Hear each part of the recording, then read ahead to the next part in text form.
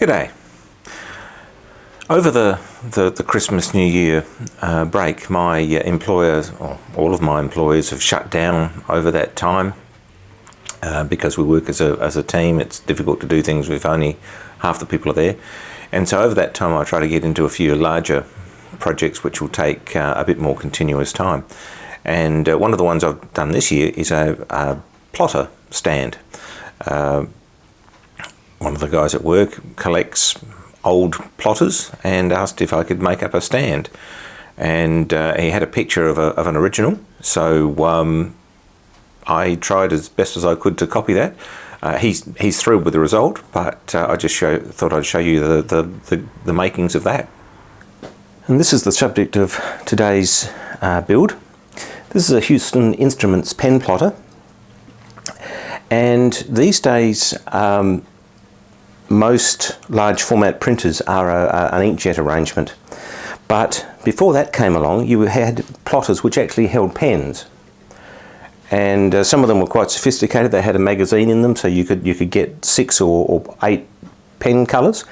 But the way this worked, this is what was called a saddle printer, in that the paper was in there and it would move back and forth that way, as well as the carriage moving back and forth this way. Now, to hold the paper on there and keep it relatively flat, there's a fan underneath here, I'll show you that in a minute, which just pulled a slight vacuum on there to keep the paper in place. But what that means is that this plotter can't sit on a table. The two reasons being that if it's on a table, the paper can't go back and forth. But the other one is that it's got the fan sitting down there. There's also a transformer down there. And if I took the blocks out of the end here, this thing would not sit flat on the table. So it came with a stand, and I've been asked, can I reproduce that stand? I'm starting off naturally enough with the base. I've cut miters here and I'm going to weld those up. One of the things I find very handy, particularly for large framework, is this thing. I believe they're called a framing square. They're used by builders, or used to be used by builders, for roofs. And I just find that as a large square, this is pretty good. What I'm going to do is start off by putting a tack on all 4 corners there.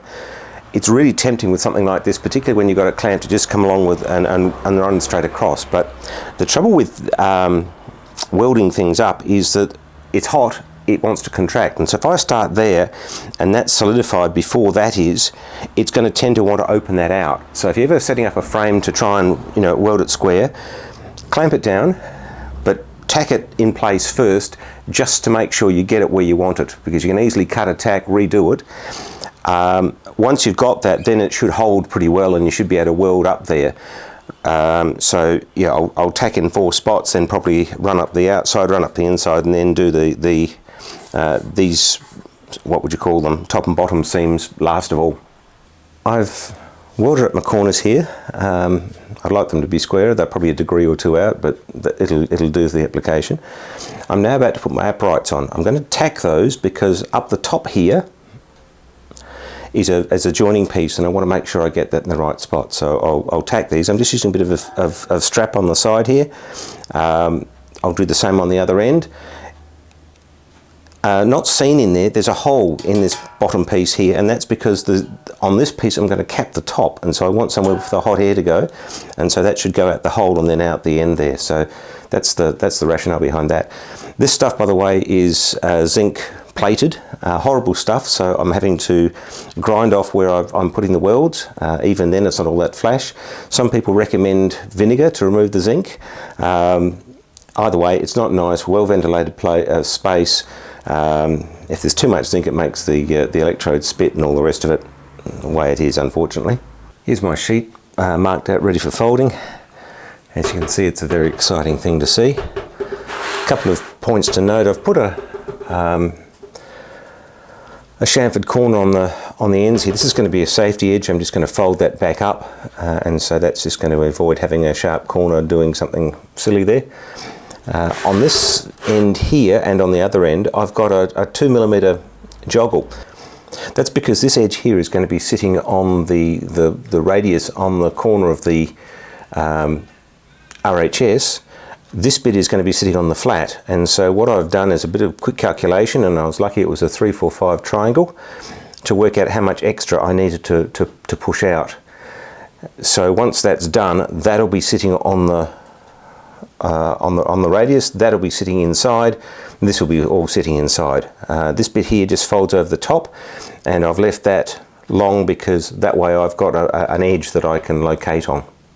Here's the stand with the folded up, well, if it was a desk, it would be a vanity panel put in.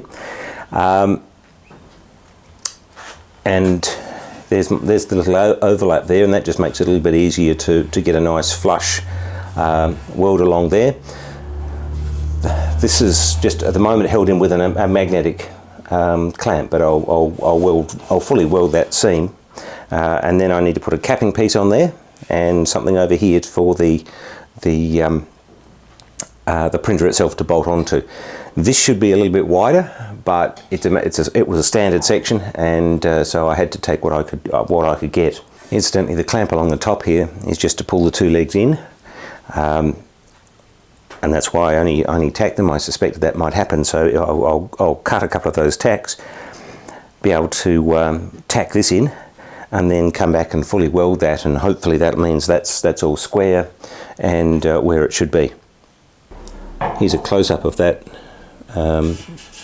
sort of joggle, and as you can see, it just wraps around the radius a little bit. If I had to, I could have brought that straight up, but it means a bigger space to fill, which I'm trying to avoid.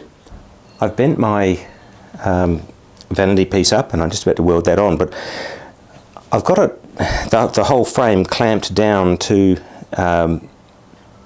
my anti-sink board there, and that's just because I don't want the thing twisting when I weld that in. And so all clamped down. This thing is what, 40-50 mil thick chipboard, solid as all get out, so I should be able to regard that as flat, put my board in, and then I'll be fine. About to dive in and weld up those 2 seams there. I've already welded the front and the top here, so that's all set. It's just a matter of getting these right. I'm still clamped to the board to keep everything hopefully level, and we'll go from there. You can see this white stuff here, that's the zinc oxide, so I didn't do a good enough job of grinding the zinc off, and it's grown on me. That sort of stuff you do not want to breathe, so I need to do better next time. Here it is, the completed retro stand for the retro printer. Relatively straightforward once I've worked out what the shape was going to be here. I've got holes in the bits of strip I put in here to bolt to it. I've also had to relieve the lip that I put underneath here in a couple of places, because there are a couple of screws and things there that was making it sit high. But apart from that, it's good. This is it in all its glory. I've squirted a bit of zinc primer on the joints where I've welded, just to try and keep the surface rust at bay. Probably needs to be given a light sand before it's painted, but that's not my problem. The bottom of the legs there, I've welded some pads on there, and so I've just tapped those for some casters. Nothing terribly exciting there, but that'll mean that it'll be more like the original, and it gives that little bit of extra height too. So yes, a plotter stand. Thanks for watching. See you for the next one.